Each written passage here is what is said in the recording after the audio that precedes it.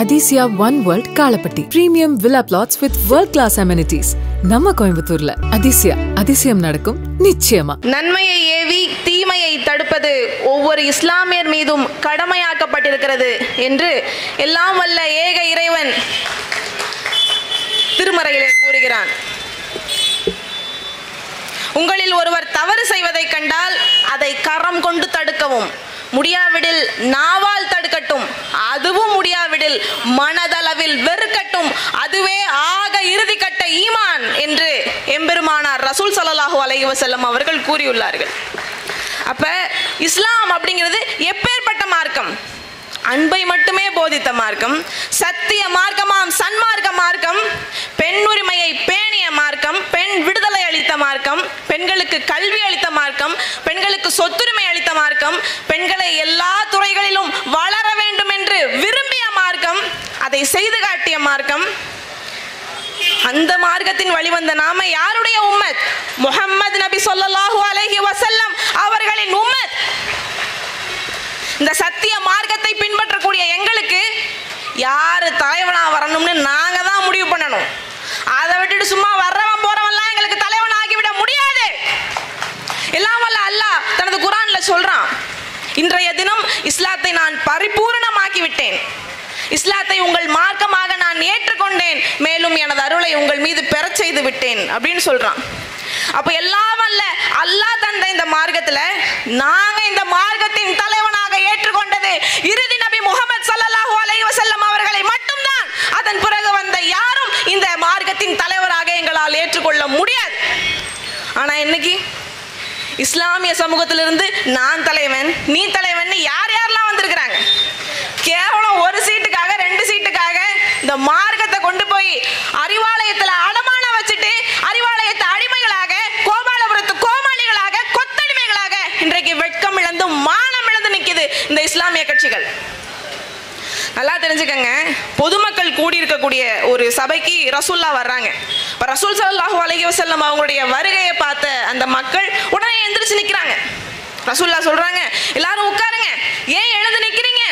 தனி ஒரு மனிதனுக்காக நீங்கள் மரியாதை தர வேண்டிய அவசியம் இல்லை, தனி ஒரு மனிதனுக்காக நீங்கள் தனி மனித துதி செய்ய வேண்டிய அவசியம் இல்லை அப்படின்னு வீழ்ந்து விடாத வீரத்தையும் மண்டியிடாத மானத்தையும் 1400 ஆண்டுகளுக்கு முன்பாகவே போதித்தவர் எம்பெருமானார் ரசூல் ஸல்லல்லாஹு அலைஹி வஸல்லம். இன்னைக்கு அதை தாங்க அண்ணன் சீமான் சொல்றாரு. எதுக்காகவும் யாருக்காகவும் எந்த காலகட்டத்திலையும் யாருக்கிட்டையும் மண்டியிடாத, உன்னுடைய மானத்தை இழக்காத, மானத்தை விலை பேசாதே அப்படின்னு சொல்றார். நம்ம அண்ணன் சீமானை பார்த்து எல்லாரும் என்னதம்மா சொல்றாங்க? சீமான் திமிரு பிடிச்சவருங்க, சீமான் தெனாட்டு பிடிச்சவர். ஆமா, சீமான் திமிரு பிடிச்சவர் தான். யாரோடும் சமரசம் செய்ய விரும்பாதவன், தன்னுடைய இனத்தையும் மண்ணையும் மக்களையும் கொண்டு போய் எந்த அரசியல் கட்சியிடமும் அடமானம் வைத்து இழிபிழப்பு நடத்தாதவன் திமிரு பிடிச்சவனாகத்தான் இருக்க முடியும். எங்க அண்ணன் சீமான் திமிரு பிடிச்சவன் தான். இந்த மண்ணையும் மக்களையும் மீட்க போராடக்கூடிய ஒரு போராளி யாருக்காக அடிபணிஞ்சு போகணும்? யாருக்காக அடிபணிஞ்சு போகணும்? அண்ணன் சீமான் பணிந்து போக வந்தவன் அல்ல, பாயும் புலி. ஞாபகம் வச்சுக்கோங்க. தாழ்த்தப்பட்டவனும் ஒடுக்கப்பட்டவனும் பிற்படுத்தப்பட்டவனும் சிறுபான்மையினர்னும் நம்மளை சிறுமைப்படுத்தி வச்சிருந்தான் இந்த அரசியல் கட்சிகள். அண்ணன் சீமான் சொன்னாரு, என் இனமே அப்படின்னு தன்னுடைய 2 கைகளையும் விரித்து நம்மளை ஆற தழுவியது எங்கள் அண்ணன் சீமான். தமிழகத்தின் அரசியல் வரலாற்றில் ஒரு அசைக்க முடியாத அங்கமாக விளங்குபவது எங்கள் அண்ணன் சீமான். இந்த இஸ்லாமிய கட்சிகள் ஒரு சீட்டுக்காகவும் 2 சீட்டுக்காகவும் கேவலம் அற்ப சில பல கோடிகளுக்காகவும் சமுதாயத்தை கொண்டு போய் திமுக கிட்டையும் அதிமுக கிட்டையும் அடமான வச்சதுனால என்ன நன்மை நடந்துச்சு? இந்த சமூகத்துக்கு என்ன நன்மை நடந்துச்சு? ஒன்றும் நடக்கல. உங்களுக்கு ஒன்று தெரியுமா? இஸ்லாமிய கட்சிகள் திமுக அதிமுகவோட கூட்டணி வைக்கும் போது அவங்க எந்த கட்சி சார்பாக போட்டிடுறாங்கன்னு தெரியுமா? உதாரணத்துக்கு மாஜக திமுகவோட கூட்டணி வைக்குதுன்னு வச்சுக்கோங்களேன். மாஜகவுடைய வேட்பாளர் மாஜகவுக்குன்னு ஒரு தனி சின்னம் வாங்கி போட்டிடுறது கிடையாது. மாஜகவிலேருந்து விலகி திமுகவில் போய் தன்னை இணைச்சுக்கிறார். திமுகவுடைய உறுப்பினராக மாறிடுறாரு. திமுகவுடைய உறுப்பினராக மாறி உதயசூரியன் சின்னத்தில் போட்டிடுறாரே ஒழிய அவங்க கட்சிக்குன்னு ஒரு தனி சின்னத்தில் போட்டிடுறது கிடையாது. இதே மாதிரி தான் அதிமுகவில் சேரும் போதும் அதிமுகவில் சேர்ந்து அவங்களுடைய உறுப்பினராக மாறி இரட்டை இலை சின்னத்தில் தான்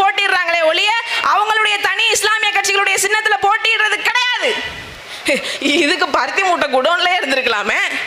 நீங்க கட்சியை பூரா கலைச்சிட்டு திமுகலையும் அதிமுகலையும் போய் சேர்ந்திருக்கலாமே. ஏன் சமுதாயத்தை அடமானம் வைக்கிறீங்க? அப்ப இந்த இஸ்லாமிய கட்சிகள் இஸ்லாமிய மக்களுக்கு எதுவுமே செய்யலையா அப்படின்னு நீங்க கேட்கலாம். நான் எதுவுமே செய்யலைன்னு சொல்லவே இல்லையேங்க. எல்லா காலகட்டத்திலையும் எல்லா பேரிடர் காலத்திலையும் இஸ்லாமிய அமைப்புகளும் இஸ்லாமிய இயக்கங்களும் இஸ்லாமிய கட்சிகளையும் சேர்ந்த இளைஞர்கள் ஓடோடி வந்து மக்களுக்காக பணி செய்கிறாங்க.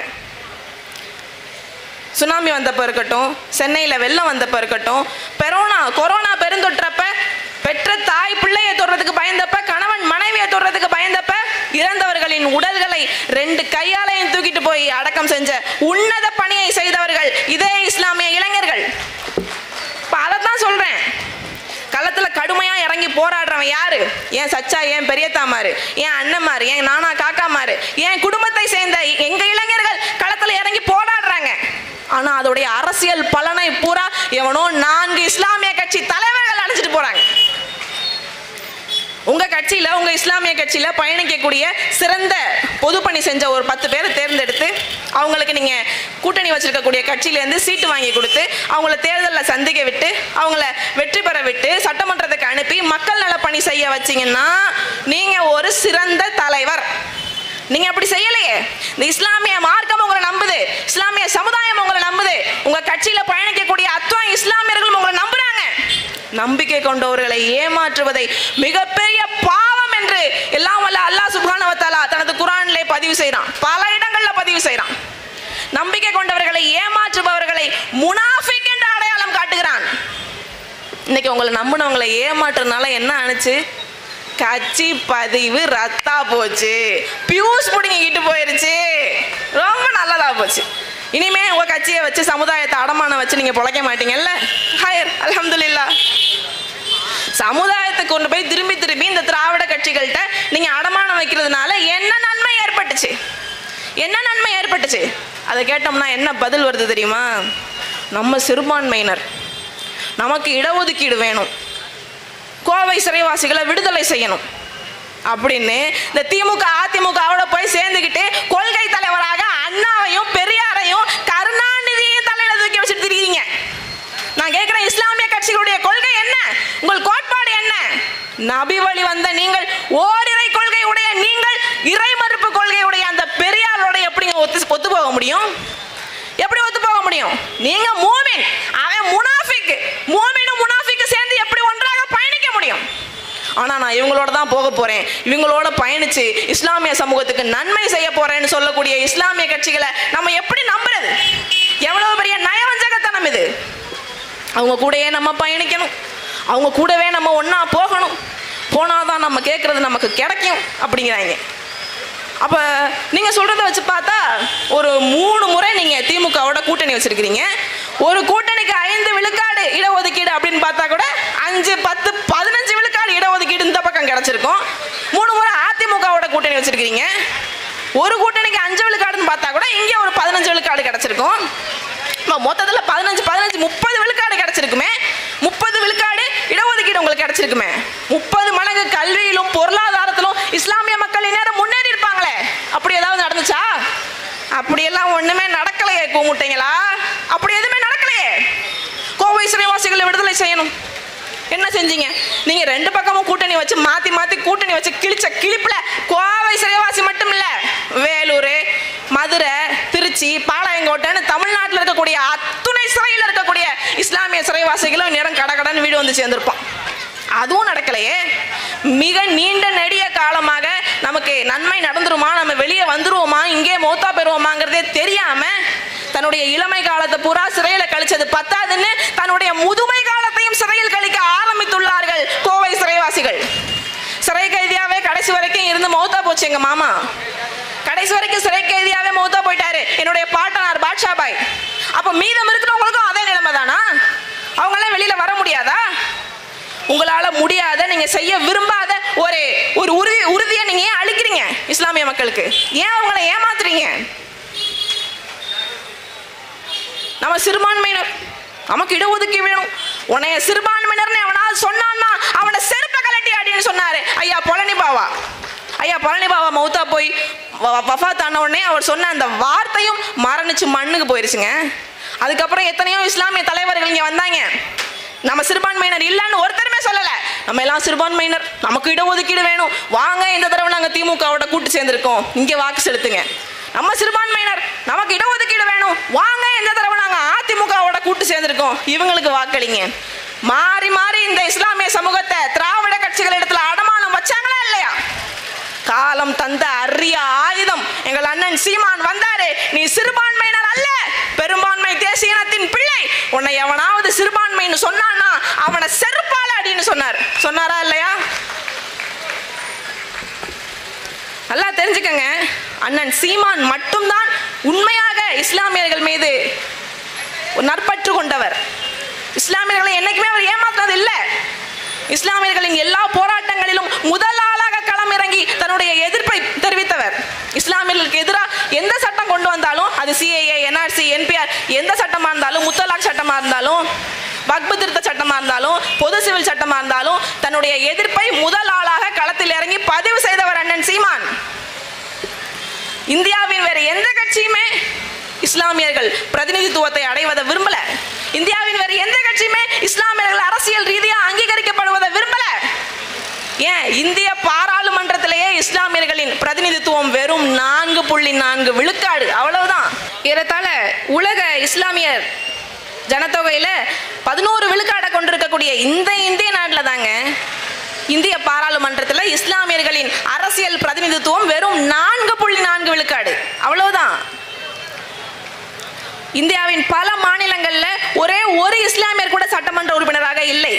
இந்தியாவின் பல மாநிலங்கள்ல ஒரே ஒரு இஸ்லாமியர் கூட பாராளுமன்ற உறுப்பினராக இல்லை. ஆனால் அண்ணன் சீமான் மட்டும்தாங்க ஆரம்பத்துல இருந்து நாம் தமிழர் கட்சியில பல இஸ்லாமியர்களை மாவட்ட பொறுப்புலையும் மாநில பொறுப்புலையும் அமைத்திருக்கிறார். கட்சி தொடங்கின நாள்ல இருந்து, நாங்க தேர்தலை சந்திக்க ஆரம்பிச்ச நாள்ல இருந்து அதிகமாக இஸ்லாமிய வேட்பாளர்களை களமிறக்கியது அண்ணன் சீமான் மட்டும்தான், யாராலையும் மறுக்க முடியாது. ஏன் சிறுபான்மைன்னு எல்லாரும் சொல்லி நம்மளை சிறுமப்படுத்தி வச்சிருந்தான். இந்த இஸ்லாமிய கட்சிகளுக்கு தெரியாதா? நம்ம சிறுபான்மையினர் இல்லைன்னு இவ்வளவு நேரமா அவங்க முன்னாடி நின்று பேசிக்கிட்டு இருக்கனே, நான் சிறுபான்மை பெண்ணா? சச்சா நம்ம சிறுபான்மையா? சச்சா நம்ம சிறுபான்மையை சேர்ந்தவங்களா? யார் நம்ம? எனக்கு சொந்த ஊர் எதுங்க? ஆப்கானிஸ்தானா, தஜிகிஸ்தானா, தாக்கிஸ்தானா, உஸ்பெகிஸ்தானா, சவுதியா, பாகிஸ்தானா? நான் எங்கேருந்து வந்திருக்கிறேன்? எனக்கு சொந்த ஊர் பிராமலைக்கு அடிவாரத்தில் இருக்கிற வார்பட்டி. சின்னையா தேவர் பேத்தீங்கன்னா, எங்க சின்னையா தேவர் வார்பட்டி கோயில் சாமியாடி. அவர் இஸ்லாத்தை தழுவிட்டாரு. காலமெல்லாம் காதுல ஒரு வைர கடுக்கணும், கையில ஒரு தங்க காப்பும் போட்டிருப்பாரு, பெரிய கொட்டுவா மீசை வச்சிருப்பாருங்க, பட்டு தலப்பா உடுத்திருப்பாரு. அந்த தலப்பாவுடைய தலவை எடுத்து உடம்ப போத்திருப்பாரு. அவர் இப்போ புகைப்படம் இன்னமும் எங்க பூர்வீக வீட்டில் இருக்கு. அப்ப சின்னையா தேவர் இஸ்லாத்தை தழுவும் போது தன்னுடைய பேர்ல இருந்த சின்னையா தேவர்ங்கிற தேவரை எடுத்துட்டு சின்னையா ராவுத்தர்னு வச்சுக்கிட்டார். அவர்ல இருந்து இன்னைக்கு வரைக்கும் நாங்க இஸ்லாமியரா பயணிக்கிறோம். காரணம் என்ன? இந்த மார்க்கத்தில் ஏற்பட்ட பற்று. எங்கள் இறைவன் எங்களுக்கு கட்டளையிட்டு இருக்கிறான், ஈமான் என்னும் கயிற்றை விடாமல் பிடித்துக் கொள்ளுங்கள்னு எங்கள் ஏக இறைவன் எங்களுக்கு கட்டளையிட்டு இருக்கிறான். விரும்பி இந்த மார்க்கத்தை நாங்கள் தழுவி இருக்கிறோம். இந்த இஸ்லாமிய மார்க்கத்துக்கு மாறினதுனால நான் எந்த விதத்திலையும் சிறுமைப்பட்டு போக மாட்டேன். நான் பெரும்பான்மை தேசிய இனத்தின் பிள்ளை, இந்த மண்ணின் பூர்வ குடினா. இந்த இஸ்லாமிய கட்சிகளுக்கு இதுவும் தெரியாதா? RSS தலையில தூக்கி வச்சுக்கிட்டு கொண்டு வந்து தமிழ்நாட்டில் இறக்குமதி பண்ணதே கலைஞர் தான் இந்த இஸ்லாமிய கட்சிகளுக்கு தெரியாதா? RSSக்கு பயிற்சி முகாம் நடத்துவதற்கு இடமளித்தவர் எம்ஜிஆர்னு இந்த இஸ்லாமிய கட்சிகளுக்கு தெரியாதா? RSSம் எல்லா இயக்கங்களைப் போலவும் எல்லா அமைப்புகளைப் போலவும் ஒரு சாதாரணமான அமைப்பு அப்படின்னு சொன்னவர் இந்த திருட்டு கலைஞர்னு இந்த இஸ்லாமிய கட்சிகளுக்கு தெரியாதா? பாராளுமன்றத்தில் நான் ஒரு பார்ப்பன பெண் அப்படின்னு சனாதனத்தை தூக்கி தலையில வச்சுக்கிட்டு ஆடிச்சே அம்மையார் ஜெயலலிதா, அது இந்த இஸ்லாமிய கட்சிகளுக்கு தெரியாதா? திமுக அதிமுகவும் மாறி மாறி இந்த பிஜேபியோட கூட்டணி வைக்கவே இல்லையா? அன்னைக்கு பிஜேபியோட கூட்டணி வச்சாங்கங்க, இன்னைக்கு பிஜேபியோட திமுக கூட்டணியில இல்லை. இஸ்லாமிய கட்சிகள் அப்படி இப்படி மாறுறதுக்கு ஒவ்வொரு பக்கமும் திமுக இந்த அதிமுகவுக்கும் அதிமுக திமுகவுக்கும் தாவுறதுக்கு சொல்ற பதில், அன்னைக்கு பிஜேபியோட கூட்டணி வச்சாங்க, இப்ப எல்லாம் இல்லை. இது எப்படி தெரியுமா இருக்கு? தெரியாம சோத்துக்கு பதிலாக ஒரு தடவை வேற ஏதோ தின்னுட்டாருங்க, இப்ப எல்லாம் அவர் சோறு தான் திங்கிறார். அப்படித்தான் இருக்கு. ஒரு முறை பிஜேபியோட எவனாவது சேர்ந்துட்டான்னா அவன் நயவஞ்சகன், முனாஃபிக். ஒரு முறை ஒருத்தன் முனாஃபிக்னா வாழ்நாள் எல்லாம் முனாஃபிக் தான், மாத்தலாம் முடியாது. அவனோட மூமின் கூட்டத்துக்கு எந்த வேலையும் இல்லை. ஏன் ஒரு முறை அவன் பிஜேபியோட சேர்ந்துட்டு நவந்து வந்து தனியா நிற்கும் போது, காங்கிரஸோட நிற்கும் போது அந்த செஞ்ச பாவத்தை போய் என்ன ஹஜ் செஞ்சுட்டா கழுவிட்டு வர்றான்? இல்ல இல்ல இல்ல. தமிழக அரசியல் களம் இப்படி சூடு பிடிச்சிக்கிட்டு இருக்கு. நாங்க எங்களுடைய இலக்கை நோக்கி வீர கொண்டு பயணிச்சுக்கிட்டு இருக்கோம். நாம் தமிழர் பிள்ளைகள் அங்கங்க தவிக்கிட்டு வராங்க. அணில் குஞ்சு எலி குஞ்செல்லாம் 200 கோடி ரூபாய் சம்பளத்தை விட்டுட்டு வந்திருக்கேன், என் கேரியரை விட்டுட்டு வந்திருக்கேன். என்ன கேரியர்? சோத்து கேரியரா? என்ன கேரியரை விட்டுட்டு வந்திருக்கிற? ஏங்க 50 வயசு ஆனதுக்கு அப்புறம், கிழவன் ஆனதுக்கு அப்புறம், நம்ம நடிக்கிற படம் எல்லாம் ஓடாதுங்கிற பயம் வந்ததுக்கு அப்புறம் அரசியல் பிழைப்பு தேடி வந்திருக்கிற நீ, இது ஒரு பெரிய சாதனையா? இது யாருமே செய்ய முடியாத சாதனையா? என்னது இது? என்ன நீ எல்லாம் ஒரு பெரிய ஹீரோ? பிறக்கும் போதே ஜமீனுக்கு மகனாக பிறந்து தன்னுடைய இளமை காலத்தை பூரா சிறையில கழிச்சு தன்னுடைய பொருளாதாரத்தில் பெரும்பங்க இந்த இஸ்லாமிய இளைஞர் பட்டாளத்தை அரசியல் படுத்துவதற்காக செலவு செஞ்சு தன்னுடைய பத்திரிகை உரிமம் ரத்து செய்யப்பட்டு ஆவணங்கள்லாம் தீக்கிரையாக்கப்பட்டு ஏறத்தாழ 5000க்கும் அதிகமான மேடைகள்ல முழங்கி கடைசியில ஷஹீதானாரே எங்கள் ஐயா, the real hero Palani Baba. அவரை விட நீ பெரிய ஹீரோவா? தமிழ்நாட்டு அரசியல் வரலாற்றுல அசைக்க முடியாத ஒரு அங்கமாக இருப்பது எங்க ஐயா பழனி பாபா. ஏன் இன்னைக்கு இருக்கக்கூடிய பாட்டாளி மக்கள் கட்சிக்கு உயிரளித்தவர் எங்கள் ஐயா பழனி பாபா. யாராலையாவது மறுக்க முடியுமா? என்ன நீ பெரிய ஹீரோ? என்ன நீ சொகுசை விட்டுட்டு வந்திருக்க? வரும்போதே ஒய்பிரிவு பாதுகாப்போட வர்றாரு, வரும்போதே 40 உயிரை பறி கொடுத்துட்டு வர்றாரு, பழி வாங்கிட்டு வர்றாரு. 5 கோடி ரூபாய் கேரவான்ல வராரு, 200 கோடி ரூபாய் பிரைவேட் ஜெட்ல வராரு. என்னங்க நீங்க சொகுசை விட்டு வந்திருக்கிறீங்க? இவருக்கு ஒய் பிரிவு பாதுகாப்பு பத்தாதாங்க, இசட் பிரிவு பாதுகாப்பு வேணுமா? கேட்டா எவனோ கூட்டத்தில் செருப்பை விட்டு அடிச்சிட்டானா. 41 உயிர் இங்க செருப்பு காலால மிதிபட்டு பரிதாபமா செத்து போயிருக்கு. அந்த பரிதாப செய்தியை உங்ககிட்ட சொல்றதுக்காக, உன்னுடைய கவனத்தை ஈர்க்கிறதுக்காக கையில கிடைச்ச ஒரு செருப்பு எடுத்து ஒருத்தர் வீசிருக்கிறாரு. அதுக்கு நீ நீதிமன்றத்துக்கு போய் எனக்கு இசட் பிரிவு பாதுகாப்பு கூடன்னு கேட்டிருக்கே. உன்னெல்லாம் ஒரு செருப்பால் அடிச்சிருக்க கூடாது, ஒரு செருப்பை வாயில கவ்வ கொடுத்து இன்னொரு செருப்பால் அடிச்சிருக்கணும். அப்படித்தான் செஞ்சிருக்கணும். எல்லாரும் என்ன ஒரே இசட் பிரிவு பாதுகாப்பு இசட் பிரிவு பாதுகாப்புன்னு கேட்குறாங்க. இது என்ன ஒரு ட்ரெண்டா இருக்கு? முன்னாடி செவனேன்னு போயிட்டு இருக்க ஒரு வண்டியை இவர் வண்டியை விட்டு முட்டிவிட்டாரு. முட்டிவிட்டு இவரோட குண்டர்களை விட்டு, இவரோட ரவுடி பழங்களை விட்டு அடி அடி அடின்னு அடிச்சுவிட்டாரு. அடிச்சுவிட்டு என்னமோ இவர் அடி வாங்கின மாதிரி போய் எனக்கு பாதுகாப்பு பத்தல, எனக்கு இசட் பிரிவு பாதுகாப்பு கொடுங்கன்னு கேட்குறாருன்னா ஒன்றும் விளங்கலையே. எதுக்கு உங்களுக்கு இசட் பிரிவு பாதுகாப்பு? நீங்க யாரு? நீங்க ஒரு சமூக போராளி. கையை கட்டி நிக்க மாட்டாரு, கையை தட்டி போராடுவாருங்க. சமூக போராளி. நீங்க ஒரு சமதர்மவாதி. அம்பேத்கரையும் பெரியாரையும் ஒரே பானையில போட்டு தலையில வச்சுக்கிட்டு திரியுறீங்க. எவ்வளவு பெரிய போராளி நீங்க. ஆனா ஒரு சாதாரண ஒரு சாமானியன் கிட்ட எப்படி நடந்துக்கணுங்கிற மரியாதை கூட உங்களுக்கு தெரியலையேங்க. நீங்க என்ன சொன்னீங்க? இடுப்புல கட்டி இருக்கிற துண்டை அவுத்து நான் தோல்ல போட வைக்கிறதுக்காக கட்சி தொடங்கி இருக்கிறேன். சொன்னாரா இல்லையா? சொன்னாரா இல்லையா? ஆனா வர வர உங்க செயல்பாடெல்லாம் ஒன்றும் சரியில்லையே. தண்டல் வசூலிக்கிற தண்டல்கார மாதிரிலாம் நடந்துக்கிறீங்க. அண்ணே வாராரு, தண்டல் வாராரு, எல்லாம் ஒதுங்கி நில்லுங்க, ஏழைகள் எல்லாம் ஒதுங்கி நில்லுங்க அப்படின்னு மாதிரி இவர் வாராருன்னு எல்லாரும் ஒதுங்கிடணுமா? வண்டி வாசி எடுத்துட்டு வந்துடக்கூடாதான். என்னங்க இது சட்டம்? என்ன இது சட்டம்? இவர் சொல்றாரு அவங்களுடைய தொண்டர்கள் கிட்ட, நம்ம கட்சியில இருக்க ஒவ்வொருத்தனும் குறைஞ்சது 10 கேஸாவது வாங்கணும். 10 கேஸ் எல்லாம் இனிமே வாங்க வேண்டியதில்லை. அவன் 10-15 கேஸ் வாங்கிட்டு தான் அவன் கட்சியில வந்து சேர்றானே. தமிழ்நாட்டு போலீஸ் ஸ்டேஷன்ல இருக்கிற ஹெச்எஸ் லிஸ்ட் பூரா எடுத்தீங்கன்னு வச்சுக்கோங்களேன், விசிகே திமுக, விசிகே திமுக, விசிகே திமுக, இப்படிதான் இருக்கும். போய் சொல்றேன்னா நீங்க ஆர்டிஐல போட்டு வாங்கி பாருங்க, தெரிஞ்சு போயிடும். இசட் பிரிவு பாதுகாப்பு, ஒய் பிரிவு பாதுகாப்பு, ஐயோ என்னத்த சொல்ல. எனக்கு இப்போ ராணிப்பேட்டை சட்டமன்ற தொகுதியில் இந்த முறை இருமுனை போட்டியா, மும்முனை போட்டியா, நான்முனை போட்டியான்லாம் தெரியாது. ஆனால் ராணிப்பேட்டை அரசியல் லட்சணமும், ராணிப்பேட்டை சட்டமன்ற தொகுதியின் அரசியல்வாதிகள் லட்சணமும் நல்லாவே தெரியும். நம்ம ஐயா சுகுமார், நம்ம ஐயா சுகுமார், ஐயா சுகுமார் யார்? யார் ஐயா சுகுமார்? அவர் ஒரு கான்ட்ராக்டர். அவர் ஒரு கான்ட்ராக்டர் நேசமணி. அந்த கான்ட்ராக்டர் நேசமணிக்கு என்ன தெரியும்? சாலை அமைக்க தெரியும், பாலம் கட்ட தெரியும். கட்டட கான்ட்ராக்ட் பத்தி ஏதாவது கேட்டீங்கன்னா தெரியும். அரசியல் களம் எப்படி இருக்கும்னு எப்படி அவருக்கு தெரியும்? ராணிப்பேட்டை சட்டமன்ற தொகுதி மக்களை பத்தி அவருக்கு எப்படி தெரியும்? அவர் எப்பங்க அதிமுகக்குள்ள வர்றாரு? 2021 தான் ஐயா கான்ட்ராக்டர் நேசமணி அதிமுகக்குள்ளே வர்றாரு. வந்த உடனே அவரை சட்டமன்ற தொகுதி வேட்பாளராக அறிவிக்கிறாங்க. நான் கேட்குறேன், அம்மையார் ஜெயலலிதா இருக்கும் போது இதெல்லாம் நடந்திருக்குமா? இந்த மேல்விசாரம் பகுதி இருக்குல்லங்க, இதே மேல்விசாரம் பகுதியில் எந்த வேட்பாளர் அதிகமான வாக்குகளை பெறாரோ அதே வேட்பாளர் தான் ராணிப்பேட்டை சட்டமன்ற தொகுதியின் வெற்றி வேட்பாளராக கருதப்படுவார் இல்லையா? அப்ப மேல்விசாரம் சட்டமன்ற தொகுதியுடைய மேல்விசாரம் மக்களுடைய வாக்குகள் உங்களுக்கு வேணும். ஆனா மேல்விசாரத்திலேருந்து ஒருத்தரை தேர்வு செஞ்சு வேட்பாளராக நிறுத்திடவே கூடாது. ஏன் அப்படி? அது ஏன்? வாக்கு செலுத்துவதற்கு உரிமை இருக்கிறவனுக்கு வேட்பாளராக நிற்க உரிமை இல்லையா? நான் கேட்கிறேன், மேல் விசாரத்தை சேர்ந்த அதிமுக காரவங்கள ஒருத்தருக்கு கூட வேட்பாளராக போட்டியிடுறதுக்கு தகுதி இல்லையா? ராணிப்பேட்டை சட்டமன்ற தொகுதியில் இருக்கக்கூடிய ஒட்டுமொத்த அதிமுக காரவங்கள ஒருத்தருக்கு கூட வேட்பாளராக போட்டியிட தகுதி இல்லையா? யாருக்குமே தகுதி இல்லைன்னு காங்கிரஸ்ல இருந்து புதுசா கான்ட்ராக்டர் நேசமணியை பிடிச்சு கொண்டாந்து அவருக்கு எடுத்த உடனே அவர் மாவட்ட செயலாளர், எடுத்த உடனே அவருக்கு ரெண்டு முறை சட்டமன்ற வேட்பாளராக அறிவிக்கிறீங்க.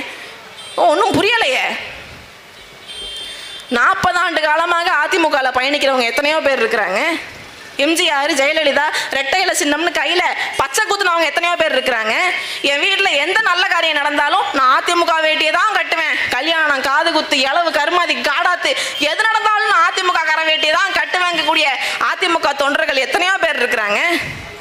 அவங்களெல்லாம் விட்டுவிட்டு கான்ட்ராக்டர் நேசமணி அவ்வளோ முக்கியமாக போயிட்டார். என்னத்த சொல்ல இந்த கட்சியை பற்றி? சரி, வேட்பாளரை விடுங்க. மேல் விசாரம் பகுதியில் திமுக அதிமுகவை சேர்ந்த இஸ்லாமியர்கள் யாராச்சும் மாவட்ட செயலாளராக இருக்கிறீங்களா? திமுக அதிமுக மாவட்ட செயலாளர் யாராச்சும் இங்கே இருக்கீங்களா? இல்லை. வேற எந்த கட்சியாக இருந்தால் கூட பரவாயில்ல, மாநில பொறுப்பாளர்கள் யாராவது இருக்கீங்களா? இல்லை. ஏன் ஒட்டுமொத்த தமிழ்நாட்டில் இருக்கக்கூடிய இஸ்லாமியர்கள்ல எத்தனை பேர் திமுக அதிமுகவுடைய நேரடி மாவட்ட செயலாளராக இருக்கிறீங்க, மாநில பொறுப்பாளராக இருக்கிறீங்க? தேசிய கட்சியாக கூட இருக்கட்டும், சொல்லுங்களேன். மிக மிக குறைவு. மாவட்ட செயலாளர்னு சொல்லி அறிமுகப்படுத்திக்குவாரு. கிட்ட கூப்பிட்டு நைஸா கேட்டோம்னா மாவட்ட செயலாளர், ஆனா சிறுபான்மை பிரிவு மாவட்ட செயலாளர். நேரடியா அந்த கட்சியுடைய அங்கீகரிக்கப்பட்ட மாவட்ட செயலாளர் இல்ல, டம்மி போஸ்ட் சிறுபான்மை பிரிவு மாவட்ட செயலாளர். அப்படிதான். ஆனா அண்ணன் சீமான் மட்டும்தான் தன்னுடைய கட்சியில அதிகமான இஸ்லாமியர்களை நேரடியா மாவட்ட செயலாளராகவும் மாநில பொறுப்பாகவும் நியமிச்சிருக்கிறாங்க. என் கண்ணுக்கு நேராக உட்கார்ந்துருக்க என் சச்சா ஹுமாயூன் கபீர் நாம் தமிழர் கட்சியுடைய மிக முக்கிய பொறுப்பாளர், மாநில பொறுப்பாளர். என் கணவன் சல்மான் நாம் தமிழர் கட்சியுடைய மாநில பொறுப்பாளர். பேசிக்கிட்டு இருக்க நான் தாரிகா சல்மான் அதே நாம் தமிழர் கட்சியுடைய மாநில பொறுப்பாளர். இது மட்டும் இல்ல, 2016 தேர்தலில் இதே மேல் விசாரம் பகுதியை சேர்ந்த என்னுடைய சாச்சா நவாஸ் கான் அவர்களை அண்ணன் சீமான் வேட்பாளராக அறிமுகம் செஞ்சாரு. நீங்க அவரை தோக்கடிச்சிட்டீங்க, அது வேற செய்தி. மறுபடியும் 2026 இதே மேல் விசாரத்தின் மருமகளாகிய தாரிகா சல்மான் எனக்கு அண்ணன் சீமான் ஒரு வாய்ப்பை கொடுத்திருக்காரு, என்னை வேட்பாளராக நிப்பாட்டிருக்காரு. இங்க மட்டும் இல்ல, தமிழ்நாடு முழுக்க எண்ணற்ற இஸ்லாமியர்களை வேட்பாளராக அண்ணன் முன்னாடி நிறுத்தினாரு, இப்பவும் நிறுத்தினாரு, எப்பவும் நிறுத்துவார். என் அண்ணன் மனைவி அப்சியா நஸ்ரீன 2024 பாராளுமன்ற தொகுதியில, ஆம்பூர் பாராளுமன்ற தொகுதியில அவங்கள வேட்பாளராக நிப்பாட்டினாரு. இன்ஷா அல்லாஹ் 2026 சட்டமன்ற தொகுதியில அதே ஆம்பூர்ல அவங்கள வேட்பாளராக நிப்பாட்டுறாரு.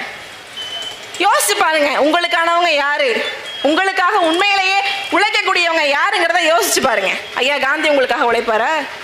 திரும்ப திரும்ப மேல்விசாரம் பகுதி மக்கள் அவங்கள தானே தேர்வு செய்றீங்க. உழைச்சிருவார் அவங்களுக்கு. ஐயா காந்தி இருக்காரு, அவருக்கு சாதனை செம்மல்னு பேரு. என்னத்தை அவர் சாதிச்சு கிழிச்சாருன்னு தெரியல. திரும்ப திரும்ப இதே மேல் விசாரத்தை சேர்ந்த இஸ்லாமியர்கள் அவரை தான் தேர்ந்தெடுக்கிறீங்க. ஏன் தேர்ந்தெடுக்கிறீங்க? அவர் என்ன சாதனை செஞ்சாருன்னு நான் சொல்லவா?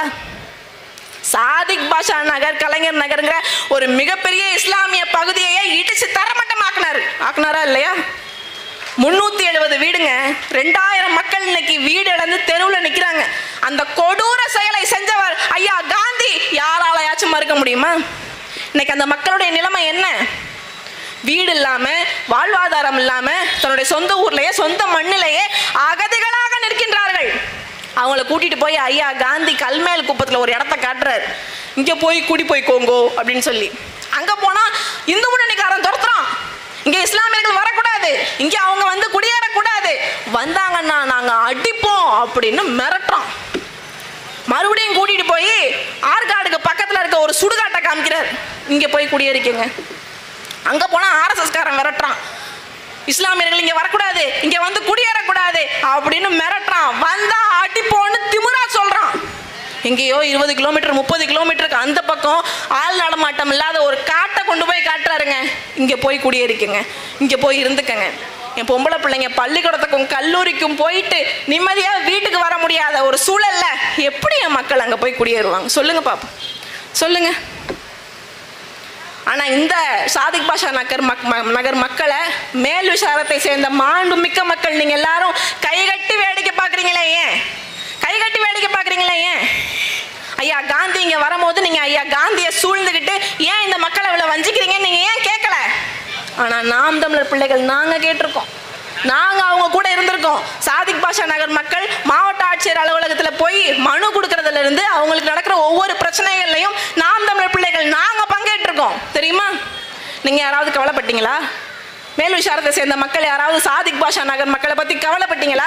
எங்கேயோ பலஸ்தீன்ல இஸ்ரேல் குண்டு போடுறான், பலஸ்தீன் மக்களை இஸ்ரேல் கொல்றான் அப்படின்னு அனுதினமும் அந்த காணொலியை பார்த்து நம்ம கண்ணீர் வடிக்கிறோம்.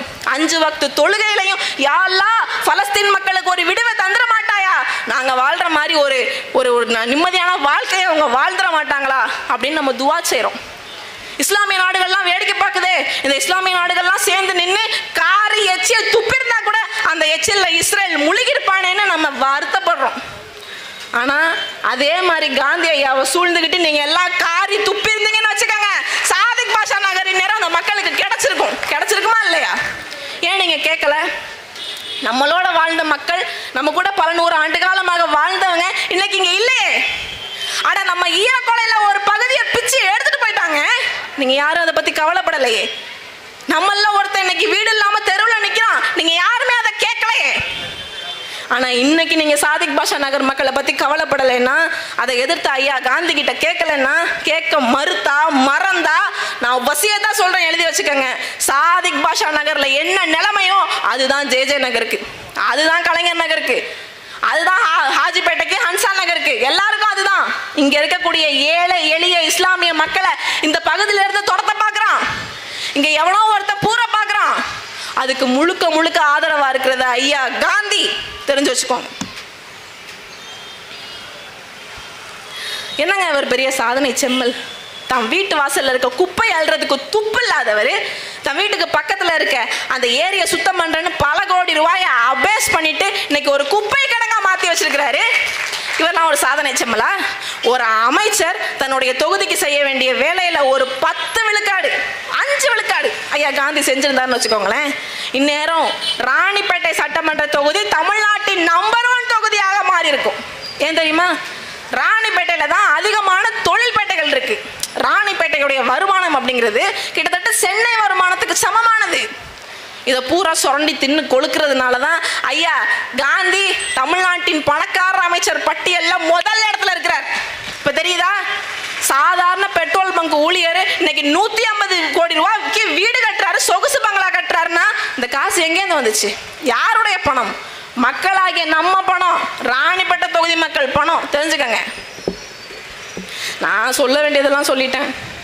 இதுக்கப்புறம் மேல் விசாரம் மக்களுடைய நசீபு உங்க கையில தான் இருக்கு, நீங்க தான் முடிவெடுக்கணும். மேல் விசாரம் ஒன்றும் சாதாரணமான ஊர் இல்லைங்க. மேல் விசாரத்துல நமக்கே தெரியாத மிக மிக பிரபலமான பெருமையான விஷயங்கள்லாம் இருக்கு. மேல் விசாரத்துல கிட்டத்தட்ட 40க்கும் அதிகமான பள்ளிவாசல் இருக்கு. ஆனா 40 பள்ளிவாசலுக்கும் ஒரே ஜமாத், ஒரே மையத்தாங்கொல்ல, ஒரே அடக்கத்தலம். எங்கேயுமே 40 ஜமாத்துக்கு 40 பள்ளிவாசலுக்கு ஒரு ஜமாத் ஒரு மையத்தாங்கொல்ல நான் பார்த்ததே இல்லைங்க. மேல் விசாரத்துல இருக்கு. இது மட்டுமா? தமிழ்நாட்டிலேயே காவல் நகரம், இது போலீஸ் ஸ்டேஷன் இல்லாத நகராட்சி நாம் மேல் விசாரம் நகராட்சி மட்டும்தான். தமிழ்நாட்டிலே மேல் விசாரம் நகராட்சியில மட்டும்தான் காவல் நிலையம் கிடையாது. இங்க இருக்கக்கூடிய மக்களை அரசாங்கம் பாதுகாக்கல, அரசியல்வாதிகள் பாதுகாக்கல, அல்லாஹ் பாதுகாக்கிறான். இங்க ஜமாத்துடைய சொந்த செலவுல ஒவ்வொரு தெருவுலையும் CCTV கேமராக்கள் பொருத்தப்பட்டிருக்கு. இங்க தொப்பி இல்லாத தலையும் ஹிஜாப் இல்லாத பெண் பிள்ளைகளையும் உங்களால பார்க்க முடியாது. இங்க இருக்கக்கூடிய பிள்ளைகள் மானக்கேடான எந்த காரியத்தை செய்வது கிடையாது.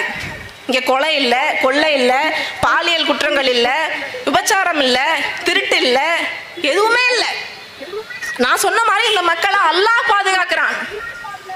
இங்க வள்ளல் ஹாஷிம், வள்ளல் அப்துல் ஹக்கீம், வள்ளல் சலீம் மாதிரியான பல வள்ளல்கள் இருக்கிறாங்க. இந்த மக்களுக்கான பொருளாதார உதவிகளை அவங்க செய்யறாங்க.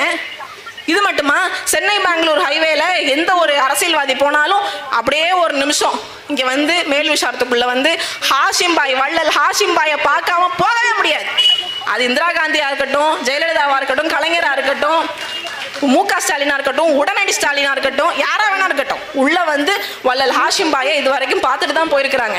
அப்படிப்பட்ட மேன்மை மிக்க பகுதி நம்ம மேல் விசாரம் பகுதி. எவன் வேணா கேட்டான், உங்க வீட்டு பிள்ளை எனக்கு ஓட்டு போடுங்க, உங்க வீட்டு பிள்ளை எனக்கு வாக்கு செலுத்துங்கன்னு எவன் வேணா திருட்டு பையன் கயவன்லாம் வந்து கேட்டான். நான் ஒரிஜினலாவே உங்க வீட்டு பிள்ளை. நான் மேல் விசாரம் மண்ணுக்கு வாழ வந்த மருமக. மேல் விசாரத்தை சேர்ந்த வாப்பு அக்பர் பாஷாவுடைய பேரன் சல்மானை தான் நான் கல்யாணம் பண்ணியிருக்கேன். என் கணவன் சல்மான் இதே மேல் விசாரம் ஜமாத்தை சேர்ந்தவர். இப்போ எனக்கு இல்லாத உரிமை யாருக்கு இருக்கு?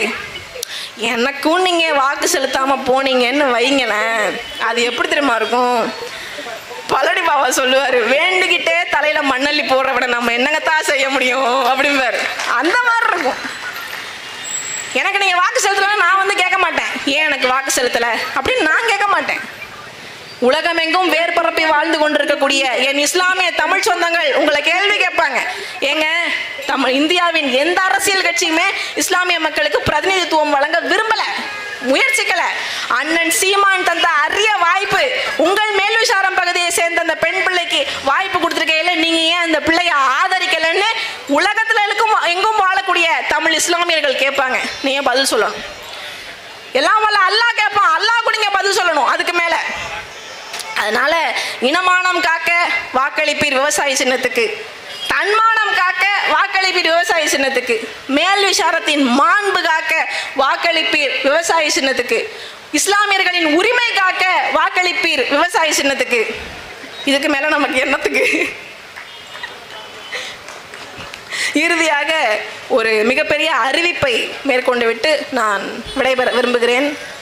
பாபர் மசூதியுடைய வழக்கு அப்படிங்கிறது வந்து இன்னைக்கு நேற்று நடந்து முடிஞ்ச வழக்கு இல்லை.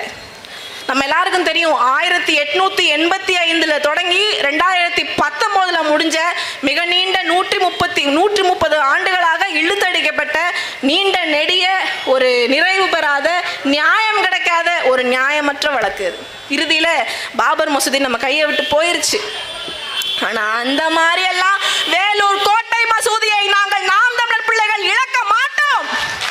இன்ஷா அல்லாஹ் பெருந்திரளான ஒரு ஆர்ப்பாட்டத்தை நாங்கள் நடத்த உள்ளோம். அண்ணன் சீமான் தலைமையில் இன்ஷா அல்லாஹ் வேலூர் கோட்டை மசூதி மீட்பு போராட்டத்தை நாங்கள் நடத்தியே தீர்வோம். அண்ணன் சீமான் ஜார்ஜ் கோட்டையை கைப்பற்றுவதற்கு முன்பாக, அண்ணன் சீமானுடன் நாங்கள் ஜார்ஜ் கோட்டை செல்வதற்கு முன்பாக வேலூர் கோட்டை மசூதியில் 5 வேளை தொழுகை இன்ஷா அல்லாஹ் நடந்தே தீரும் என்று துஆ செய்தவளாக வாய்ப்பளித்தவர்களுக்கு நன்றி கூறி விடைபெறுகிறேன். நன்றி. அஸ்ஸலாமு அலைக்கும் வரஹ்மத்துல்லாஹி வபரகாத்துஹு. நாம் தமிழர்.